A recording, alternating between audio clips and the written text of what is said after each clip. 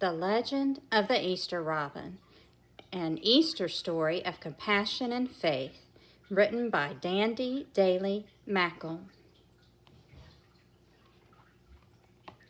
Tessa and her grandmother watched two robins building a nest on Gran's window ledge.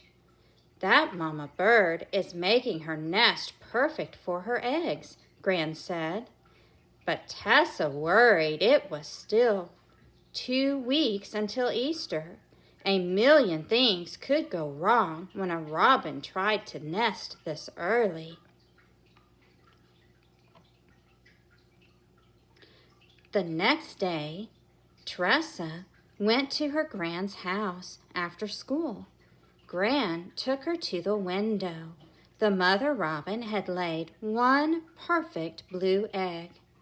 "Gran, how are we going to keep the egg safe?" "We'll have to let God take care of it," Gran said. Over the next 3 days, the robin laid 3 more eggs.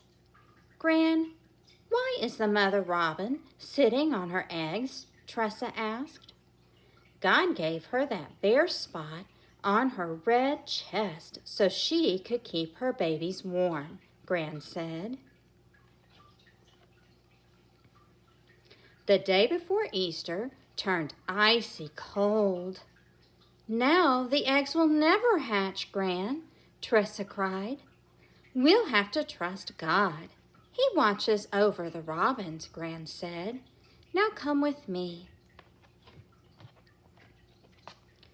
Gran got some eggs from her refrigerator. She poked tiny holes in the top and bottom of each egg. "I'll show you how to make Easter birds, just like my granny taught me."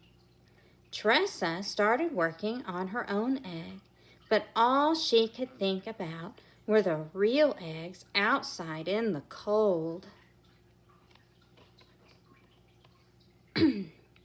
Gran dipped her egg into a blue dye. When she lifted it out, it was Robin's egg blue. Gran grinned at Tressa. "How would you like to hear the legend of the robin's red chest?" Then Gran began her story.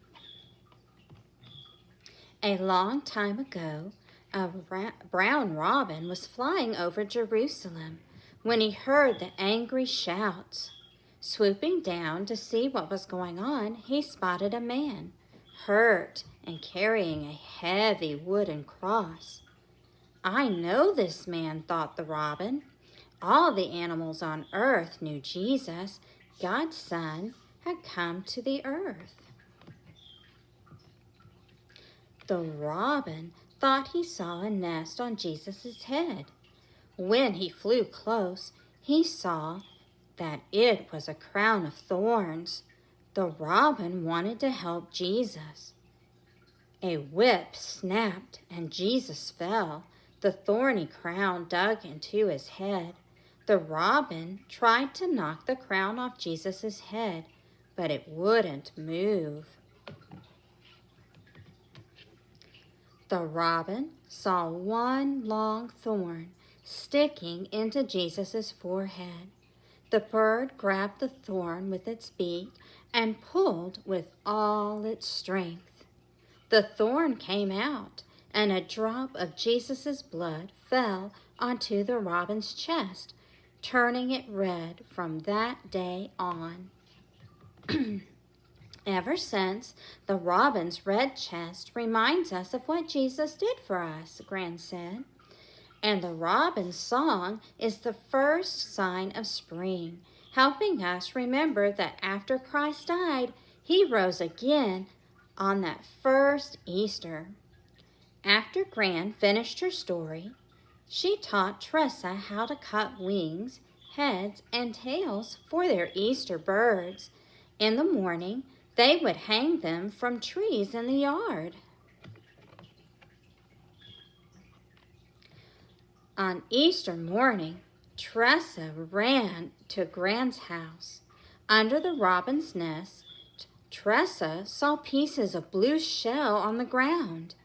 "The eggs are broken," Tressa cried as she burst into the house. Gran took Tressa to the window. 4 little baby robins sat under their mother's wing. The daddy robin gave the babies food to eat. "They're alive," Tressa said. "God takes care of his creatures," Gran said. Through the window, Tressa saw the robin's red chest.